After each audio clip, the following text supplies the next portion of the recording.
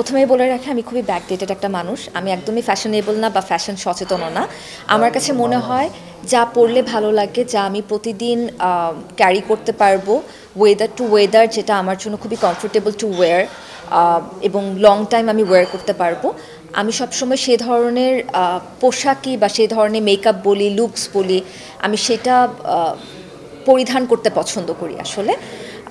এখন হ্যাঁ, ডেফিনেটলি অনেকেই আছে ট্রেন্ড ফলো করছেন, ট্রেন্ডের সাথে নিজেদেরকেও ট্রেন্ডি বানানোর চেষ্টা করছে। আমি আসলে ছোটোবেলা থেকেই ট্রেন্ডি ছিলাম না। আমি কখনো going with the flow or B the flow দুটার একটাতেও ছিলাম না। আমার মনে হতো যে আমাকে এই জামাটা পরে ভালো লাগছে, তো আমি এটাই পরবো।